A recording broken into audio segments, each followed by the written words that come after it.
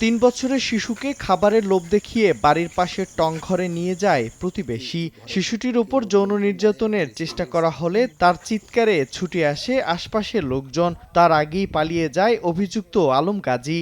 শুক্রবার যশোরের শার্শায় এ ঘটনা ঘটে। বর্তমানে শিশুটি প্রাথমিক চিকিৎসা নিয়ে পরিবারের সঙ্গে পুলিশের আশ্রয়ে রয়েছে। ছোট মানুষ দেখছে এর মধ্যে কানছে কিডা, যেই বলেছে সেই ও বের করে দিয়েছে ঘর থেকে। বের করে দেওয়ার পরে ও ছুটে বাড়ি চলে গেছে। ওর আমরা কঠিন শাস্তি চাই। শাস্তি যদি মানুষ দেখে জনসম্মুখে যে এই শাস্তিটা পেয়েছে, তাহলে এই ধর্ষণটা বন্ধ হবে। এ ঘটনায় শিশুটির বাবা মামলা করলে অভিযান চালিয়ে অভিযুক্ত আলমকে গ্রেফতার করে পুলিশ। আলম গাজীকে আমরা গ্রেপ্তার করি এবং থানায় নিয়ে আসি এবং বর্তমানে সে আমাদের হেফাজতে আছে। তার বিরুদ্ধে আইনগত ব্যবস্থা প্রক্রিয়া দিই।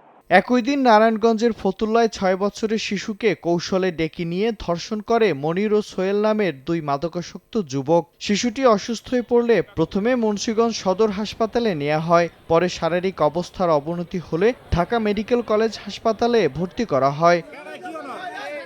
ঘটনা জানাজানি হলে এলাকাবাসীর মধ্যে তীব্র উত্তেজনা ছড়িয়ে পড়ে।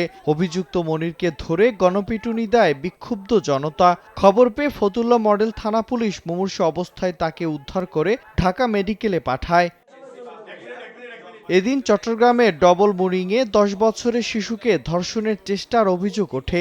এ ঘটনায় অভিযুক্ত যুবককে আটক করে গণপিটুনি দেয় স্থানীয় জনতা। ২ ঘন্টার চেষ্টায় অভিযুক্তকে হেফাজতে নেয় পুলিশ। এছাড়া নগরীর বায়েজিতে মোহাম্মদনগরে ৫ বছরের শিশুকে ধর্ষণের অভিযোগে একজনকে আটক করেছে পুলিশ। মিরন আহমেদ, সময় সংবাদ।